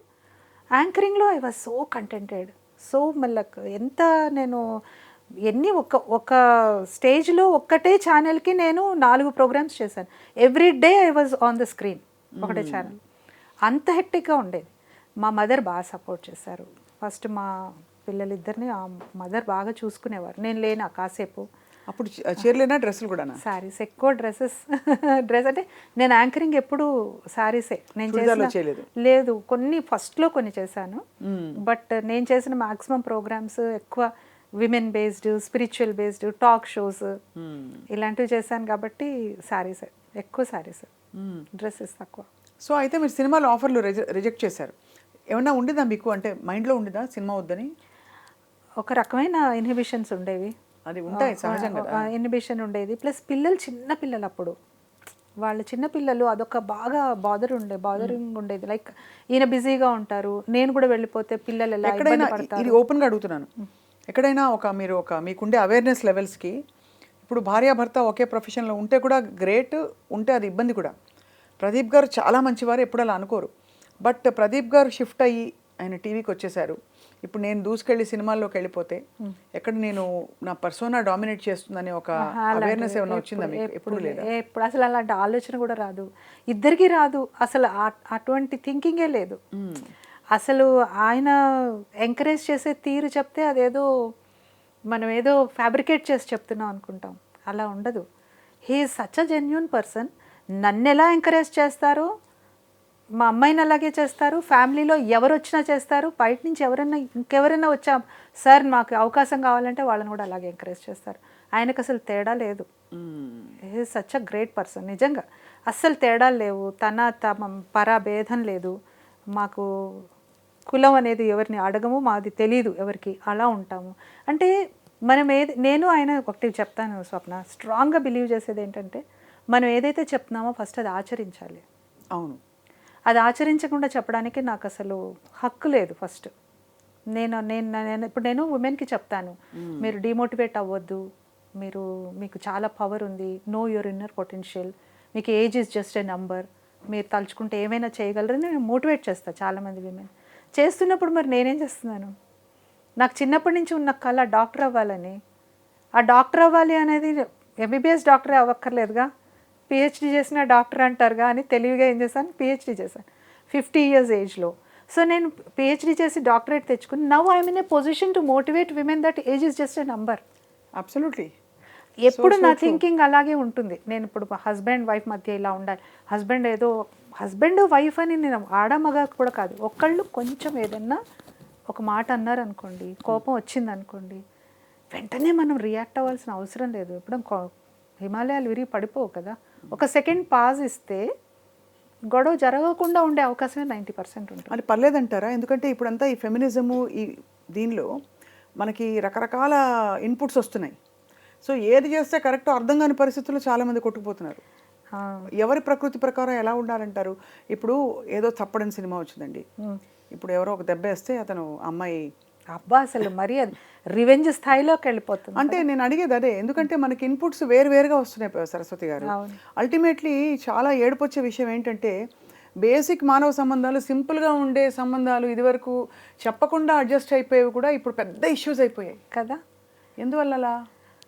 ఎక్కువ అంటే ఎందువల్ల అంటే ఈ అవేర్నెస్ ఎక్కువైపోయి, ఆర్థిక స్వాతంత్రం ఎక్కువైపోయి, మగ ఆడ, నేను ఇద్దరు ఆడ అని అనట్లేదు, నాకేంటి నేను బతకగలను అనే కొంచెం వాల్యూస్ తగ్గిపోయి, ఆ బాండింగ్కి ఆ బంధానికి వాల్యూస్ తగ్గిపోయి, ఇప్పుడు మీరు తప్పడు అన్నారు వచ్చింది, ఐఎమ్ సారీ, నేను ఆ సినిమాని చాలా ఎక్స్ట్రాడినరీగా తీశాడు మూవీ, ఆ అమ్మాయి చాలా బాగా చేసింది, అవన్నీ పక్కన పెడితే చిన్నప్పటి నుంచి మనం ఇంట్లో పెరిగామండి. కోపం వచ్చి అన్నయ్య ఓ దెబ్బ కొట్టాడు, అన్నయ్య కాకుండా పోయాడా? అదే కదా, ఎగ్జాక్ట్లీ, ఐ అగ్రీ. కానీ కరెక్టే మీరు అనేది, చెప్పండి. అలా కొంచెం నేను అనేది కొంచెం బ్రాడర్ థింకింగ్ అలవాటు చేసుకోవాలి ప్రతి వాళ్ళు. ఎందుకంటే మీరు అన్నారు ఇప్పుడు జనరేషన్స్ మారుతున్న కొద్దీ మనుషుల థింకింగ్ కానీ యాటిట్యూడ్ కానీ మారుతూ వస్తుంది. మా నాయనమ్మ మా అమ్మమ్మ ఉన్నట్టు మా అమ్మ వాళ్ళు లేరు, మా అమ్మ వాళ్ళు ఉన్నట్టు మేము లేవు, మేము ఉన్నట్టు మా నెక్స్ట్ జన్ లేదు, మారుతుంది. ఎందుకంటే మారుతుంది అంటే చుట్టూ ఉన్న పరిస్థితులు, ప్రెషరు, స్ట్రెస్, ఉద్యోగం స్ట్రెస్, బిజినెస్ స్ట్రెస్ ఎక్కువైపోయినాయి. ఒకప్పుడు అంత హాయిగా భర్త ఏదో తీసుకొచ్చేవాడు, ఎవడో ఉండేది సుఖంగా, సాయంత్రం ఎప్పటికీ ఇద్దరు కబుర్లు చెప్పుకుంటూ ఒక కప్పు కాఫీ తాగేవాళ్ళు, ఒక ప్రశాంతమైన జీవితం ఉండేది. ఇప్పుడు ఉందా అది? ఇద్దరు పొద్దున్న 7ంటికి వెళ్ళాలి, ఇద్దరు 8ంటికో 9ంటికో రావాలి, రాత్రి అలసిపోయి వస్తారు, చికాకు బుట్టి వీడు ఒక మాట అంటాడు, ఆ అమ్మాయి ఒక మాట అంటుంది, గొడవ అయిపోతుంది. దీనికి మనం ఈజీగా సొల్యూషన్ చెప్పడం చాలా కష్టం, ఎవరి అనుభవం వాళ్ళది. ఇప్పుడు ఇక్కడ కూర్చుని నేను చెప్తుంటే చాలామంది మీకేంటంటే మీరు బ్రహ్మాండంగా చెప్తారు, పడుతున్న వాళ్ళం మాకు తెలుసు అని అంటారు, ఐ అండర్స్టాండ్ దట్. కానీ ఏంటంటే ఒక మనిషిగా, ఒక ఇండివిజువల్గా మనం ఎలాగా ఆలోచించాలి అంటే నేను చిన్న పాయింట్ చెప్తాను. మగవాళ్ళు ఆడవాళ్ళని కదా మాట్లాడుతున్నాం, మగవాళ్ళ ఆలోచన విధానం వేరు, ఆడవాళ్ళ ఆలోచన విధానం వేరు, వాళ్ళ నేచర్ వేరు, వీళ్ళ నేచర్ వేరు, ఇద్దరు సమానమే కానీ నేచర్ వేరు. వీళ్ళు ఒక విషయానికి ఒకళ్ళు ఒకలా స్పందిస్తారు, ఇంకొకళ్ళు ఇంకొకలా స్పందిస్తారు, వాళ్ళ ఇష్టం వేరు, వీళ్ళ ఇష్టం వేరు. నేనేమంటున్నానంటే నీకు గ్రీన్ ఇష్టం కాబట్టి నేను గ్రీన్ ఇష్టాన్ని చేసుకుని ఉండమని నేను చెప్పట్లా. అవును, నీ ఇష్టాన్ని నేను రెస్పెక్ట్ చేయాలి. అవునా కదా? నీకు మీ మదర్ అంటే ఇష్టం, మదర్ని వదిలిపెట్టి ఉండలేవు, I have to respect that relationship. నేను లవ్ చేస్తున్నాను, నువ్వు మీ అమ్మతో మాట్లాడొద్దు, నువ్వు నా ఆమెతోనే 4 సార్లు మాట్లాడుతున్నావు, నాతో మాట్లాడట్లేదంటే అది ఎంతవరకు న్యాయం మీరు చెప్పండి. కరెక్టే. అలాగే ఈ అమ్మాయి వైపు కూడా, ఈ అమ్మాయిని కూడా నువ్వు వచ్చి నువ్వు నీళ్ళే అనుకో అంటారు, ఆ అమ్మాయిని అసలు కలవనీరు, వీళ్ళొక్కళ్ళే మాట్లాడుకుంటుంటారు, వీళ్ళొక్కళ్ళే డెసిషన్స్ తీసుకుంటూ ఉంటారు మగపిల్లవాడి వైపు, అంతే కదా. ఆ అమ్మాయి ఏమో ఎలియన్గా ఫీల్ అయిపోయి నేను నీళ్ళే అనుకున్నప్పుడు ఎలా అనుకుంటుంటాను అంటే అది లేకపోవడం వల్ల ఆ పరిస్థితులు, ఈ సవాళ్ళు వస్తున్నాయి మహిళలకి, అమ్మాయిలకి. ఏంటంటే ఎక్కడ గీత గీయాలి, ఎక్కడ నా రెస్పెక్ట్ నేను కమాండ్ చేయాలి, ఎలా చేయాలి, నేను అరవాలా, క్వైట్గా ఉండి మాట్లాడద్దు, నీ పన్ను చేసుకో అని కొంతమంది చెప్తారు, హుందాగా ఉండు నువ్వు టైంతో, కొంతమంది పుట్టింటికి వెళ్ళిపో అంటారు, కొంతమంది నువ్వు సంపాదించిన మొదలుపెట్టి నీకు రెస్పెక్ట్ పెరుగుతుంది. ఏంటి సొల్యూషన్? ఒకటి, బాండింగ్లోకి ఎంటర్ అవుతూ ఉంటే మాత్రం, మ్యారేజ్లోకి ఎంటర్ అవుతుంటే మాత్రం ప్రీ మ్యారేజ్ కౌన్సిలింగ్ అనేది కంపల్సరీ, చాలా అవసరం ఇద్దరికి. దట్ ఈస్ ఇంకా మ్యాండేటరీ అయిపోయింది ఈ రోజుల్లో. ఒకప్పుడు అంటే but do you think people know themselves so much Saraswati గారు? ఇప్పుడు ప్రీ మ్యారేజ్ కౌన్సిలింగ్లో ఇప్పుడు మీరు నన్ను అడిగారు అనుకోండి, నన్ను కానీ ఎవరినైనా అడిగితే వాళ్ళ గురించి వాళ్ళు చెప్పేవి తెలియని విషయాలు కొన్ని ఉంటాయి. ఆ బటన్స్ ఎప్పుడు పుష్ అవుతాయి? సరే, కరెక్ట్గా బిగ్ బాస్ హౌస్లోకి వెళ్తే తెలుస్తాయి అసలు మనం ఏంటి, ఎక్కడ మనం ట్రిగ్గర్ అవుతున్నాము, మన సహజ చెప్పడానికి అందరూ మంచివాళ్ళే, ఎవరు చెడ్డవాళ్ళు కాదు. అవును. సో ఈ క్లిష్ట అందులో ఇప్పుడు ఇన్ఫ్లుయెన్సెస్ మారుతున్న టైంలో మీరు కపుల్స్కి ఏం చెప్తారని బేసిక్గా? అంటే how do identify that thread of love? For example love అనండి, బాండింగ్ అన్నది, అవును. కన్సర్న్. మీరు అన్నారు చూడండి, అన్నయ్య కొడితే వదిలేసుకుంటావా, చాలా సమంజసంగా ఉంది అవును. వినడానికి. అలా ఏం చెప్తారు మీరు కపుల్స్కి? అదే చెప్తాను. నువ్వు ఒక ఒక వ్యక్తితోని నువ్వు రేపొద్దున ప్రయాణం మొదలు పెట్టాలనుకుంటున్నావు. నేను ఇక్కడ దయచేసి ఒకటి ఏంటంటే, ఆడ మగ అని మాట్లాడట్లేదు. ఇంకొక లైఫ్ పార్ట్నర్తో నువ్వు జర్నీ స్టార్ట్ చేయాలనుకుంటున్నావు. మొత్తంగా నువ్వు చిన్నప్పటి నుంచి పుట్టి పెరిగిన వాతావరణం నుంచి కొంచెం బయటకు వచ్చి ఇంకొక వ్యక్తితోనే నువ్వు సహజీవనం చేయాలి, వాళ్ళతో కలిసి ప్రయాణం చేయాలి చివరి దాకా అనుకున్నప్పుడు ఒకళ్ళనొకళ్ళు పూర్తిగా అర్థం చేసుకోవాలి ఫస్ట్. హైఫై ఇప్పుడు మన వాళ్ళు ఏం చేస్తున్నారంటే, సారీ, మ్యారేజ్ అనగానే అది ఒక సెలబ్రేషన్ అనుకుంటున్నారు. ఒక pre wedding shoots, video shoots, సంగీతులు, మెహందీలు, హల్దీలు, అవే నేను కాదనట్లేదు. నీకు ఉన్నప్పుడు నీకు ఇంట్రెస్ట్లో ఓకే చేసుకుంటున్నావు. ఇక నా కాస్ట్యూమ్స్ నీ కాస్ట్యూమ్స్ మ్యాచింగ్ ఉండాలి, కొరియోగ్రాఫ్లు ఇవన్నీ ఉన్నాయి. కాస్ట్యూమ్స్ మ్యాచింగ్ చూస్తున్నారు, ఐడియాలజీ మ్యాచ్ అయిందా లేదా చూసుకోవట్లేదు. అవును. అది కొంచెం అబ్జర్వేషన్లో పెట్టుకోవాలి. హేస్టీ డెసిషన్స్ తీసుకోవద్దు ఫస్ట్ అండ్ ఫార్మోస్ట్. ఇద్దరు వాళ్ళని ఒకళ్ళొకళ్ళు ఇప్పుడు మీరు అన్నారు, అతను బయటపడతాడా, అమ్మాయి బయటపడుతుందా, సహజ సిద్ధమైన గుణాలు. నెక్స్ట్ ఫ్యామిలీ మెంబర్స్ని ఇన్వాల్వ్ చేయాలి ప్రీ కౌన్సిలింగ్లో. ఒక మదర్నో, ఫాదర్నో, బ్రదర్నో, తన నైజం ఏంటి, తనకి ఎప్పుడు కోపం వస్తుంది, తను ఎలా ఉంటాడు. నా ఉద్దేశంలో అండి 90% అందరు మంచి వాళ్ళే ఉంటారు. అవును. 90% చిన్న చిన్న ఇమోషన్స్ ఇందా చెప్పాను చూడండి, మనుషులన్న తర్వాత ఇమోషన్స్ కంపల్సరీ ఉంటాయి. కొంతమంది కంట్రోల్ చేసుకుంటారు, కంట్రోల్ చేసుకోవద్దు. కొంతమంది బాగా బ్యాలెన్స్ చేసుకుంటారు, కొంతమంది చేసుకోలేరు. కోపం వచ్చి అరిచేస్తారు, అరిచిన తర్వాత బాధపడతారు. అవును, అంతే కదా.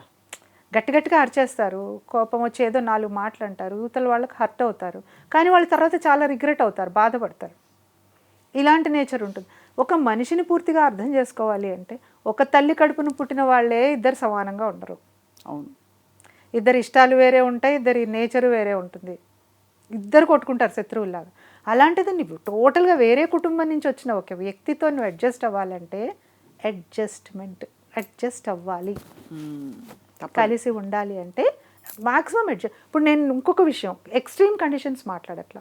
నార్సిసిజంలు, దాని స్ట్రాంగ్ హెడెడ్నెస్ ఇట్లాంటివి ఉంటాయి చూడండి కొన్ని, అవి నేను మాట్లాడట్లేదు.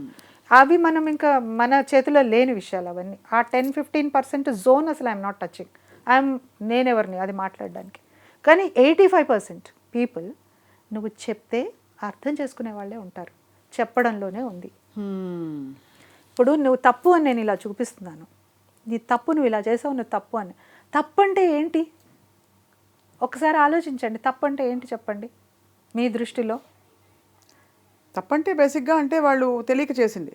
మీ దృష్టిలో వాళ్ళు తప్పు చేశారు అనుకుంటారు, వాళ్ళ దృష్టిలో వాళ్ళది కరెక్టే అనుకుంటున్నారు. అలా అది కూడా కరెక్టే అది కదా. వాళ్ళు ఒప్పు అనుకుంది మీకు తప్పు అనిపిస్తుంది, వాళ్ళు తప్పు అనుకుంది మీరు ఒప్పు అనిపిస్తుంది. కాబట్టి ఫస్ట్ తప్పొప్పులు ఎన్నకుండా వాళ్ళు ఎందుకు అలా మాట్లాడారు, పొద్దున సరిగ్గానే వెళ్ళారు కదా, ఇప్పుడు వచ్చినప్పుడు ఎందుకు అలా ఉన్నాడు, అది ఏదో జరిగింది మధ్యలో. దానికి కూడా నువ్వు పాజ్ ఇవ్వకుండా నువ్వు నా మొహం చూడంగానే ఇలా ఉంటావు, నేను చెప్పింది పట్టించుకో, ఇలాంటి నాగింగ్ ఉంటాయి కదా, ఆ ఫ్రిక్షన్ తగ్గించుకోండి కొంచెం. మగవాళ్ళు ఎక్స్ప్రెస్ చేయరు, ఆడవాళ్ళు ఎక్స్ప్రెస్ చేస్తారు. మగవాళ్ళకి ఏదైనా ఛాలెంజ్ వచ్చిందనుకోండి ఆఫీస్లో కానీ ఎక్కడైనా, వాళ్ళు ఫస్ట్ వెంటనే షేర్ చేసుకోరు, వాళ్ళది పర్సనల్ ఫెయిల్యూర్గా ఫీల్ అవుతారు. అవును. ఏదో గదిలోకి వెళ్ళిపోయి ఒక సూడోకో చేసుకోవడమో, ఒక గేమ్ చేసుకోవడమో, లేకపోతే ఎవరో ఫ్రెండ్తో మాట్లాడడమో చేసుకుని అరగంట తర్వాత బయటకు వచ్చి అప్పుడు వాళ్ళే చెప్తారు వచ్చి ఆ స్పేస్ అండ్ ఇది ఇవ్వాలి, స్పేస్ కావాలి. కానీ విమెన్కి ప్రాబ్లం ఏదైనా రాగానే ఫస్ట్ వినేవాళ్ళు కావాలి, వాళ్ళకి సొల్యూషన్ వద్దు. అది కరెక్ట్. వాళ్ళకి సొల్యూషన్ వద్దు, సొల్యూషన్ ఇస్తే కోపం వస్తుంది, అవునా కదా. ఇది ఇమీడియట్గా సొల్యూషన్ కోసం అడగరు వాళ్ళు, జస్ట్ దే వాంట్ సమ్ ఒక రిసీవింగ్ ఎండ్ కావాలి, అంతే చాలు. పని మనిషి రాలేదు, ఇక్కడ ఇదేదో అయింది, అదేదో అయింది, సమ్ చెప్తూ ఉంటారు, ప్రశాంతంగా ఈ రెండు ఇచ్చేస్తే సరిపోతుంది, అంతే. వీళ్ళు వినకపోతే పక్కింటి ఆంటీకి చెప్తారు, లేదా ఫోన్ చేసి వాళ్ళ అక్కయ్యతో అన్న షేర్ చేసుకుంటారు కాబట్టి, కానీ వాళ్ళ మనసులో అయితే ఉంచుకోరు. ఇది basic difference between men and women. ఇది గ్రహించకుండా నేను ఇంటికి రాగానే మొదలు పెడతామని అతను, నేను ఇంతసేపు వెయిట్ చేస్తున్నా మీరు నన్ను పట్టించుకోకుండా మీ పనిలో మీరు ఉన్నారని కూడా, ఇవే జరుగుతున్నాయండి. నా దగ్గరకు వచ్చిన కౌన్సిలింగ్ గురించే మాట్లాడుతున్నా మీతో. కరెక్ట్. అవును, నేను వేరే కొత్త విషయాలు ఏం చెప్పట్లా. అలాగే నువ్వు ఎక్కువసేపు నువ్వు మీ అన్నయ్యతో మాట్లాడావు, మీ అమ్మతో మాట్లాడావు. ఇప్పుడు భార్య ఫోన్లో ఎంతసేపు మాట్లాడాలో భర్త చెప్పచ్చా అండి, చెప్పండి. ఆహా.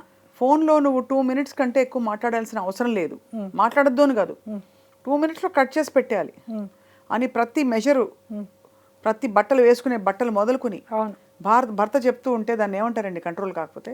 కంట్రోల్ అది. కంట్రోలే కదా. అవును. అలా కష్టం కదా, చాలా కష్టం. ఎలా డీల్ చేయాలి మరి? ఏం చెప్పాలి భార్య, ఏం చెప్పాలి? అది అన్ని ఒక ఇన్సిడెంట్ల క్రమం అయ్యాక ఏమండి నేను మీతో మాట్లాడాలి, అవును. ఈ మధ్య నేను నోటీస్ చేస్తున్నాను, అలా బెటరా? అంతే, కమ్యూనికేషనే. Communication is the best thing అండి. కమ్యూనికేట్ చెయ్యట్లేదు చాలామంది, ఇక్కడ పెట్టేసుకుంటున్నారు. ఇక్కడ పెట్టుకోవడం వల్ల ఏమవుతుంది, అది అలా అలా ఉండి ఉండి ఉండి ఒక్కసారి బయటకు వస్తుంది. అలా కాకుండా మామూలుగా కమ్యూనికేషన్, ఇప్పుడు వాళ్ళ బెస్ట్ మూమెంట్స్ తెలుసు, వాళ్ళ మంచి మూడ్ తెలుసు, వాళ్ళు ఎప్పుడు ఎలా ఉంటారో తెలుసు. నేను అందుకనే ఎక్స్ట్రీమ్ కండిషన్స్ ముట్టుకోవట్లేదు. మీరు చెప్పిన ఇదే సిచ్యువేషన్ తెలిసిన వాళ్ళలోనే అతను, ఆ అమ్మాయి అసలు ఎవరితో ఫోన్లో మాట్లాడడానికి వీల్లేదు. 30 ఏళ్ళు అయింది పెళ్ళై, అబ్బో, పిల్లలు పెళ్ళిళ్ళు అయిపోయి వాళ్ళ పిల్లలు కూడా పుట్టిన తర్వాత కూడా 5 నిమిషాలకు మించి ఫోన్లో మాట్లాడకూడదు. ఏం చేస్తుంది ఈ ఏజ్కి? ఇంకా తను ఏం చేయగలుగుతుంది? చాలా అదే అంటే ఇది individuals attitude Swapna. We cannot generalize this. అవును. ఇప్పుడు ఒక ఇంట్లో జరిగినది ఇంకో ఇంట్లో కాదు, ఇంకో రకమైన ప్రాబ్లం ఉంటుంది. ప్రాబ్లం ఈజ్ ప్రాబ్లం, దాని ఫార్మాట్ మారచ్చు, దాని స్ట్రక్చర్ మారచ్చు, కానీ సమస్య ఉంటుంది. దాన్ని ఏ రకంగా మనం ఎదుర్కోవాలి అనేది నీ విద్వత్తు, నీ సమయము, నీ దేశకాలమాన పరిస్థితులు, చుట్టూ ఉన్న వాతావరణం. అతనికి ఎవరైనా చెప్తే వింటారు అనే వాళ్ళు ఉంటారుగా ప్రతి వాళ్ళకి జీవితంలో, వాళ్ళతో చెప్పించడానికి ట్రై చేయాలి. అది కొన్ని ఉంటాయి, ప్రతిదానికి ఒక సొల్యూషన్ ఉంటుంది. సొల్యూషన్ వెతుక్కోవడం అనేది విజ్ఞత, వివేకం, తెలివి. అంతే. జీవితాన్ని నాశనం చేసుకోవాలి. పర్సనల్గా తీసుకుని బాధపడిపోవడం, లేదు ఏదో కోపం చూపించి ఉక్రోషంగా వెళ్ళిపోవడం కూడా సొల్యూషన్ కాదు. ఇంకొకటి కూడా చెప్తా ఇక్కడ, చిన్న చిన్న ప్రాబ్లమ్స్ కాదు, పెద్ద ప్రాబ్లమ్సే. ఇప్పుడు భర్త ఉన్నాడు, అతని ఉద్యోగంలో ప్రాబ్లం వచ్చిందమ్మా, జాబ్ పోయింది, లేదు వ్యాపారం చేస్తున్నాడు నష్టం వచ్చింది, అతన్ని నానా మాటలు అని హింసబెట్టి నీకు చేత కాదు, నువ్వు ఇంతే అనొచ్చా? అప్పుడు భార్య ధర్మం ఏంటంటారు? సపోర్ట్ చేయాలండి, సపోర్ట్ చేయాలి. If she is earning, మొత్తం రెస్పాన్సిబిలిటీ తీసుకోవాలి, మోరల్ సపోర్ట్ ఇవ్వాలి. అప్పుడు మనిషి మారలేదు కదా స్వప్న, సిచ్యువేషన్ మారింది. డబ్బుదే ఉంది, వాళ్ళు ఉంటుంది, రేపు ఉండదు, వాళ్ళు ఉండదు, రేపు వస్తుంది. కానీ మనిషి అనే మనసు అనేది అట్లా కాదు కదా. జీవితం ఎంత మనకి ఇచ్చింది భగవంతుడు, ఇంత చిన్న జీవితాన్ని ఇలాంటి ఆవేశాలు, ఈగోలు, ఫ్రిక్షన్లు వీటితో పాడు చేసుకుంటామా? ఆనందంగా చేసుకోవడానికి ట్రై చేసుకుంటామా? మంచి పాయింట్ యాక్చువల్లీ. ఇట్స్ నేను ఒక సేయింగ్ నేను ఫాలో అవుతా, అది అందరికీ చెప్తాను కూడా. నేను ఎక్కడో చదివాను ఇది, life is like a song for which God has given the lyric but the tune is hours. ఎంత అద్భుతమైన కొటేషన్. జీవితాన్ని ఒక పాట అనుకుంటే దానికి సాహిత్యాన్ని భగవంతుడు ఇచ్చేశాడు. నువ్వు ఎక్కడ పుడతావో తెలియదు, ఏ తల్లిదండ్రులకు పుడతావో తెలియదు, రిచ్ ఇంట్లో పుడతావా, బీదింట్లో పుడతావా, ఏ కులం, ఏ మతం, ఏ దేశం, ఆడ మగ కూడా తెలియదు. పుట్టేదాకా మనకి తెలియదు. Everything is set by God. నేను భగవంతుడిని బాగా నమ్ముతాను, ఫిలాసాఫిక్గా ఉంటాను, నమ్ముతాను. ఐ మీన్ ఆ స్పిరిచువల్ పాత్లో ఉన్నాను నేను. సో అలాంటప్పుడు పుట్టిన తర్వాత మాత్రం మన duty, how best we can make that life beautiful, ఎంత బాగా మనం దాన్ని చేసుకోగలం, రిలేషన్షిప్స్ ఎలా పాటించగలం, దాన్ని మనం ఆ ఇచ్చిన సాహిత్యానికి మంచి సంగీతాన్ని మనం సమకూర్చుకోగలగనేది మన చేతిలో ఉంది. బ్యూటిఫుల్. ట్రాజిక్ చేసుకుంటామా, హాయిగా ఆనందంగా పాడుకుంటామా అనేది మన చేతిలో ఉంది. సిచ్యువేషన్ మీరు చెప్తున్నారు బాగానే ఉంది, కానీ అవతల వచ్చేవాళ్ళు మనకి అట్లా ఉండాలి కదా. అంటే నీకు శక్తి ఉన్నంత వరకు వాళ్ళని నీతో పాటు ఆనందంగా ఉండేలాగా ఉంచుకో. లేదు అంటే వాళ్ళు ఆ 10%లోకి వెళ్ళిపోతారు. నేను చెప్పేది 90%. ఇది మాత్రం ఖచ్చితంగా పాసిబుల్. మేము ఎన్ని చూసాం స్వప్న, ఎన్ని సిచ్యువేషన్స్ చూసాము, మేము ఇద్దరము చూసిన సిచ్యువేషన్స్ మేము చూడంగానే చాలా హ్యాపీ కపుల్, లవ్ బర్డ్స్, చాలా ఆనందంగా ఉన్నారు, ఇద్దరు బాగుంటారు, చూడ్డానికి సెట్గా ఉన్నారు అనుకో. మా వెనకాల ఎన్ని సుడిగుండాలు ఉన్నాయి, ఎంత లైఫ్ చూసాము, ఎన్ని మాటలు విన్నాము. ఒకళ్ళని తిట్టుకున్నారు ఎప్పుడైనా? మేమిద్దరం తిట్టుకోలేదు, మా ఇద్దరికి అసలు ఎప్పుడు తిట్టుకోవాల్సిన గ్రేట్ బ్లెస్సింగ్ అండి. బ్లెస్సింగ్ అంటే బ్లెస్సింగ్, మామూలుగా కాదు. విసుక్కొని కూడా విసుక్కోలేదు. ఇంకా నేనన్నా ఎప్పుడైనా నా హెల్త్ రీత్యా అంటే హెక్టిక్ అయిపోయి మనకి విమెన్కి ఉండే కొన్ని ఇష్యూస్లో ఒకప్పుడు, ఇప్పుడు కాదు, అప్పుడైనా నేను నీరసించిన సందర్భాలు ఉన్నాయి. కానీ ప్రదీప్ గారు అయితే ఇవాళ దాకా విసుక్కొని కూడా విసుక్కోలేదు. బా, ఎంత బంగారు కొండ అండి అసలు. విసుక్కోలేదు. అంటే అది బ్లెస్సింగ్ అది మామూలు బ్లెస్సింగ్ అది. మీరు చెప్పండి, ఇప్పుడు విసుక్కున్నా ఎప్పుడైనా ఒకవేళ విసుక్కున్నా డల్గా ఉన్నా మనము ఎలాగా వాళ్ళని సొలేసి ఇవ్వగలమని చూడాలి తప్ప నాకు ఇంకా నువ్వు నన్ను షాపింగ్కి తీసుకెళ్ళలేదు, నా పుట్టినరోజుకి నువ్వు చీర కొనలేదు ఏంటండి. చిన్నపిల్ల ఆటలని నేను ఎందుకు చెప్తున్నా అంటే ఈ చిన్న చిన్న వాటి దగ్గరే గొడవలు పడి విడిపోతున్నారండి బాబు పిల్లలు. ఎక్స్పెక్టేషన్స్ అంటే మనం మెజర్ చేసుకుంటామండి, మనకేం కొనిపెట్టారు, ఏమి ఇచ్చారు, ఏం చేస్తారు. తన నీ కోసం ఏం మారాడు చెప్పు, లేకపోతే తన నీ కోసం ఏం మారని చెప్పు అని అడిగే రెచ్చగొట్టే వాళ్ళు చాలా మంది ఉంటారు చుట్టూ. What changes has he made for you, you tell me. What changes has she made for you, no she's doing her own thing అని అనేవాళ్ళు ఉంటారు. బట్ అల్టిమేట్లీ మనం ఆ బంధాల్లోకి ఎందుకు వచ్చా అది గుర్తు చేసుకుంటే దట్ కోర్ రీజన్ అది అది మేము ఎన్ని విని ఉంటాం అలాగా. మీరు అన్నారు చూడండి ఇందాక, ఆయన హీరో, అందరు హీరోయిన్స్తో చేస్తారు, అమ్మాయిలతో దగ్గరగా ఉంటారు అన్నీ. అంటే ఎంతమంది ఎన్ని రకాలుగా మీకు చెప్పారా, ట్రై చేసి ఉంటారు. మీకు చెప్పారా? చాలా వచ్చాయి. నవ్వి గ్రేస్ఫుల్గా నవ్వి పక్క నుంచి వెళ్ళిపోవడమే తప్ప మన రియాక్షన్ అనేది ఎక్కడా లేదు. రెస్పాండ్ అవ్వడమే నాకు ఉండేది. No reaction, only response. అది రెస్పాన్స్ ఎలా ఇస్తాను, నేను గ్రేస్ఫుల్గా ఇస్తాను. Because I know the facts. నాకు తెలుసు, ఇండస్ట్రీ తెలుసు, ఆయన తెలుసు. ముఖ్యంగా ఇండస్ట్రీ ఎందుకు నాకు, మా ఆయన తెలుసు కదా నాకు, ఇంకొకరు ఎందుకు నాకు అసలు. I know him. అండ్ మా పిల్లలిద్దరు, వాళ్ళిద్దరు అసలు వండర్స్. అంటే పిల్లలని చెప్పుకోవడం కాదు, ఇంత కష్టాల్లో వాళ్ళిద్దరు స్ట్రాంగెస్ట్ పిల్లర్స్ మా ఇద్దరికి. వావ్. మాకన్నా మెచ్యూర్డ్ ఇద్దరు. అది బ్లెస్సింగ్. మమ్మల్ని చూస్తూ పెరిగారు. ఎవరో అడిగారు పేరెంటింగ్ అంటే ఏంటి అని, పిల్లల్ని పెంచడం అంటే. పిల్లల్ని పెద్ద పెంచేదేం లేదండి, మనం ఉండడమే పేరెంటింగ్ అని చెప్పాను. మనం ఉండడమే పెంచడం, అంతే. మనం ఎలా ఉన్నాం పిల్లలు అలాగే తయారవుతారు, అంతే. మనమే హీరోయిన్లు పిల్లలకి, వేరే కాదు. అది ఇవన్నీ ఏంటంటే చెప్పడానికి బాగుంటాయి అనుకోవడానికి కూడా లేదు. ఎందుకంటే నేను అనుభవించి నేను జర్నీ చేసి చెప్తున్నా.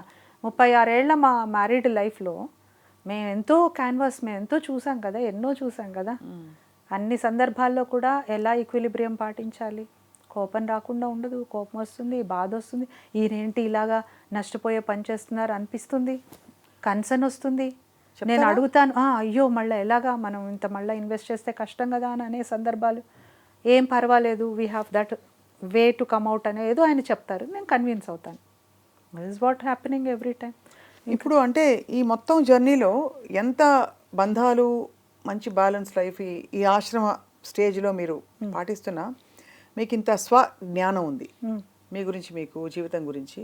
అసలు ఎందుకు పుట్టాను అలా తాత్వికమైన ప్రశ్నలు పుట్టినప్పుడు what you feel is ultimate fulfilment అంటే పిల్లలు పెద్దవాళ్ళు అవుతారు, వాళ్ళ పెళ్ళిళ్ళు అవుతాయి, వాళ్ళు సెటిల్ అవుతారు, వాళ్ళ చదువులు అయిపోయాయి, మనం కూడా ఉండడానికి ఒక ఇల్లు ఉంది, ఏదో బ్యాంక్ బ్యాలెన్స్ కొంత వెనకేసుకున్నాం, పెన్షన్ వస్తుందో ఏదో ఒకటి ప్రతి వాళ్ళకి.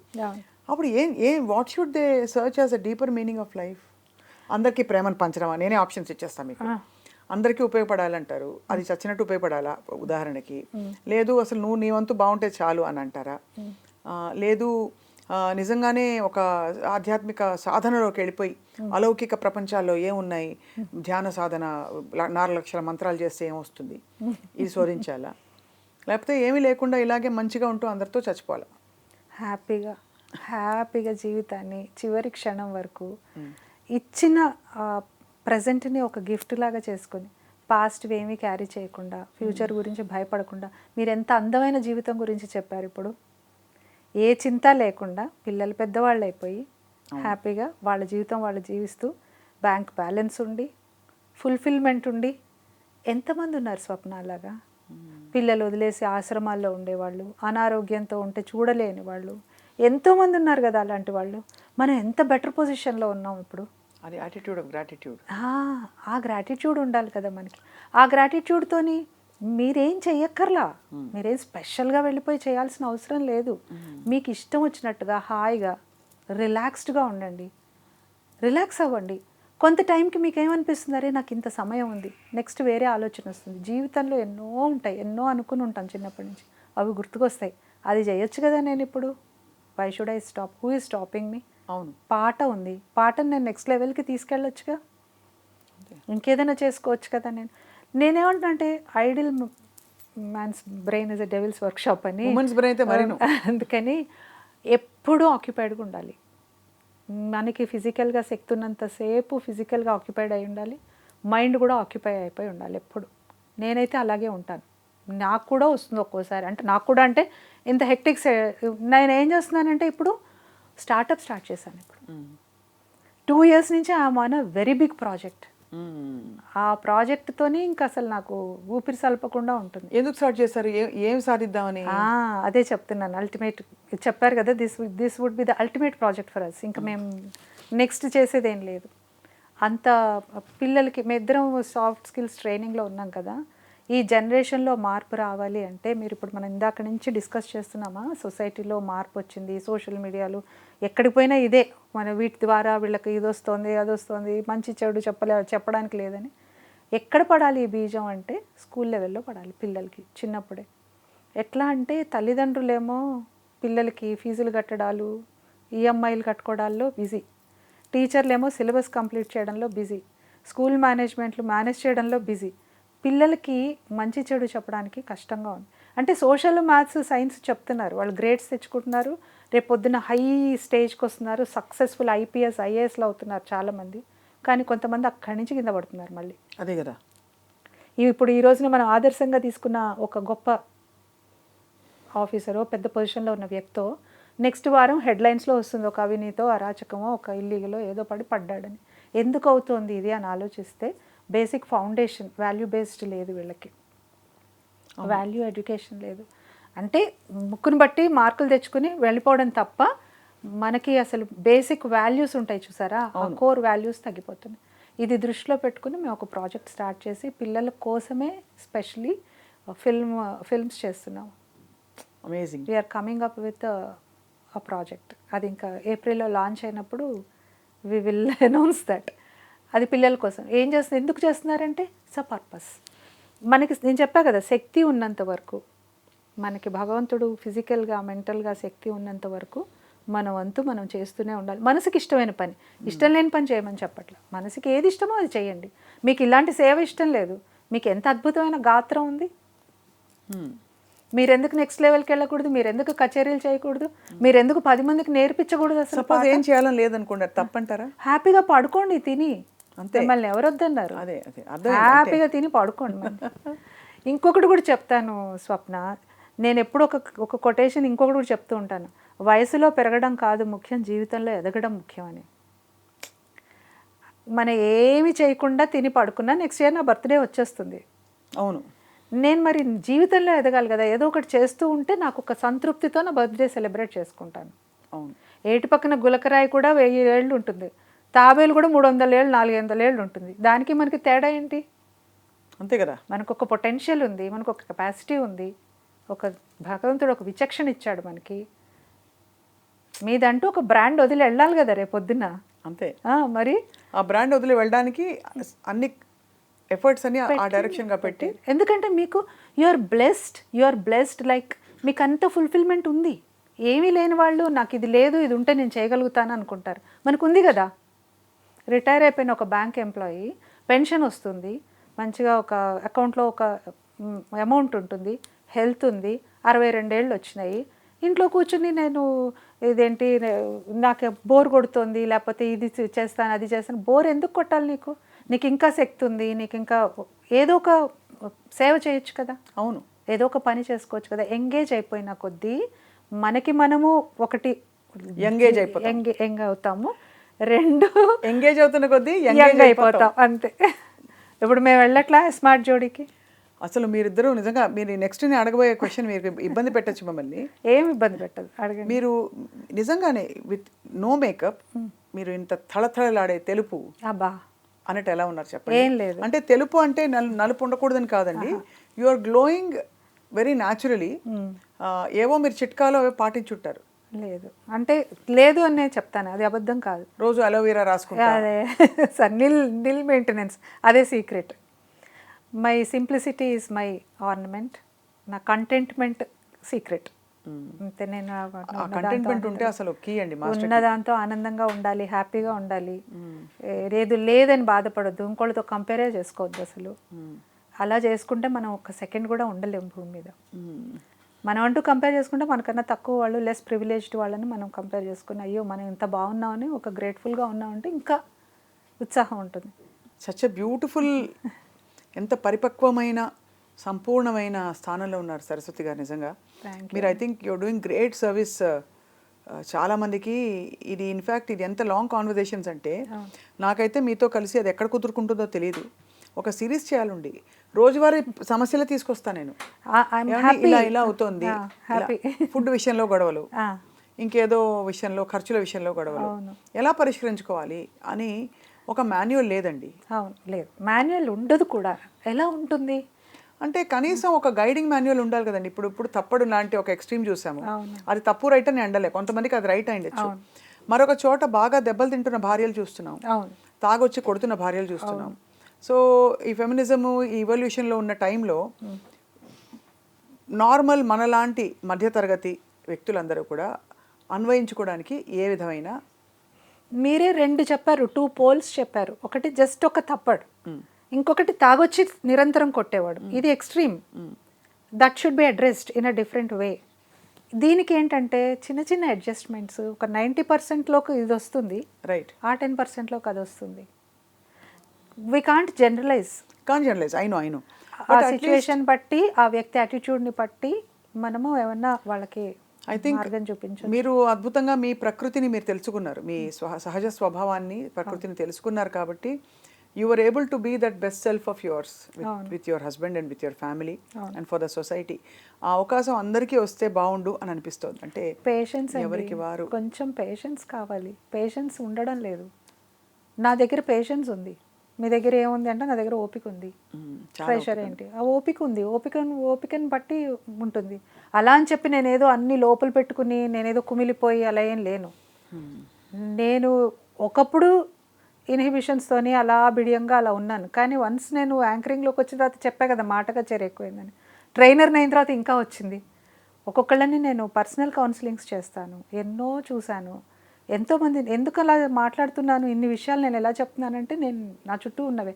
నేను బుక్స్లోంచి తీసుకొచ్చి కొటేషన్స్ చెప్పను, నేనేమి అవేమి మాట్లాడను. నా అనుభవాలు నా జీవితంలోవి నా చుట్టుపక్కల జరిగేవి మాత్రమే చెప్తాను. అది బ్యూటిఫుల్ అండి. అసలు I think you are a queen in your own right and leading by example, not for the kids. పిల్లలు ఇంట్లో చూసి నేర్చుకోవడం మాత్రమే కాదు, బయట చూసి నేర్చుకోవడానికి చాలా విషయాలు ఉన్నాయి సరస్వతి గారు. సో మీరు ఒక శక్తి మహిళ, మీరు కూడా శక్తి అనే ఆర్గనైజేషన్ పెట్టారు. అండ్ చాలా మంది విమెన్ని you are encouraging to be their best selfs. ఇంతకీ idle man's brain is devil's workshop, idle women's brain I feel is tailoring shop. బట్టలు పిచ్చుందా మీకు? చాలా చెప్పండి. మామూలుగా లేదు, మామూలుగా లేదు. చాలా ఇష్టం శారీస్ అంటే. ఎన్ని ఉన్నా అస్సలు వద్దు, ఇంకా కొనొద్దు అనుకుంటాను, చాలా గట్టిగా అనుకుంటాను. బట్ వెళ్ళి ఒక్కసారి చూసారంటే టెంప్ట్ అయిపోతాను. అదే మాత్రం అవ్వాలండి, అది కూడా లేకపోతే ఎలా చెప్పండి. దానికి తగ్గట్టు ఈయన ప్రదీప్ గారు కూడా ఎక్కడికి వెళ్ళినా ఓ శారీ తీసుకొస్తారు. అక్కడ చూశాను, నీకు బాగుంది అనిపించింది, ఆయన తెచ్చింది కూడా కట్టేసుకుంటాను. నాకు అలాగా శారీ అంటే ఇష్టం అంతే, బేసిక్గా చాలా ఇష్టం. బట్టలు పిచ్చి. కొత్త దశలు ఉండనేను, కట్టేసేయాలి వెంటనే, దాచుకోవడం ఉండదు. అదే మరి మజా లైఫ్లో. వంటలు కూడా చాలా బాగా చేస్తారని తెలుసు నాకు, ప్రదీప్ గారు చెప్పారు. అవును, మీ ఇంటికి భోజనానికి వస్తున్నారు రేపు మేము. రండి, వచ్చేసేయండి, మొత్తం entire team welcome. Such a whole complete women you are Saraswati గారు. మిమ్మల్ని కొన్ని పార్శ్వాలు, మీ అప్రోచ్, మీ ఆలోచనలు తెలుసుకోవడం మాకు చాలా అదృష్టం ఇవాళ. సో మళ్ళీ అవకాశం ఇస్తే మీతో మరిన్ని మాటలు కొనసాగించాలని మా కోరిక. లాస్ట్లో కలిసి ఇద్దరు పాట పాడదాం. అమ్మో, మీతోనా? నేనా? ప్లీజ్ పాడచ్చు. కానీ మీరు ఒక పాయింట్ మర్చిపోయారు. ఇప్పుడు చుట్టుపక్కల అందరూ చాలా ఆశ్చర్యంగా చూస్తున్నారు మమ్మల్ని. స్మార్ట్ జోడీలో ఎందుకు పార్టిసిపేట్ చేస్తున్నారు మీరు, ఈ చిన్న ఏజ్ వాళ్ళతోననేసి అడుగుతున్నారు. మీరు చిన్న ఏజ్ కాబట్టి నేను అనుకున్నాను, అందుకే అడగలేదు. అయ్యో బాబాయ్, అసలు ఎక్కడికి వెళ్ళినా ఎంతమందో ఇలాగా కనుబొమ్మలు ఎత్తి మీరు చేస్తున్నారు అని. తర్వాత కొన్ని ఎపిసోడ్స్ టెలికాస్ట్ తర్వాత ఇప్పుడు అందరూ మమ్మల్ని మీకోసమే చూస్తున్నాం అని చెప్తున్నారు చాలా మంది. అవును, అది చాలా పెద్ద వరం అండి. Actually to see happy couple is a gift these days. కాబట్టి మీరు చెప్పే మంచి మాటలు కావాలి అన్నారు ఆయన, అందుకని ఓకే వస్తాను. నేను అసలు రానని చెప్పాను, అస్సలు ఒప్పుకోలేదు. But they could convince. Pradeep గారికి ఇష్టం బాగా, ఆయనకి ఇష్టమైనప్పుడు మరి ఇంకా తప్పదుగా, అందుకని ఓకే అన్నాను. సో మీ స్మార్ట్ జోడీ ఎల్లప్పటికీ అలా కళకళలాడుతూ ఉండాలని కోరుకుంటున్నాం. Thank you so much. Pradeep గారికి మీకు మీదే ఒక పాట వింటాను నేను. మాయామోహము మానదిది శ్రీ అచ్యుతని చిత్తమే కలది మాయామోహము మానదిది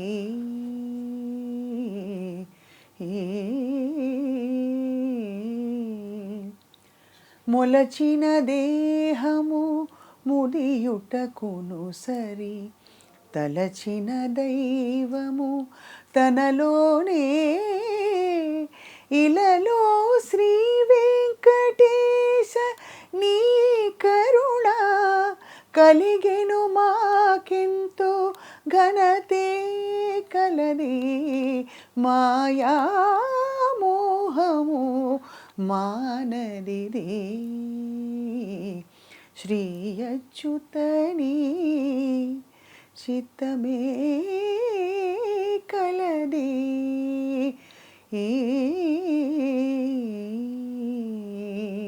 super, thank you so much. ఎక్స్ట్రాడినరీగా ఉంది.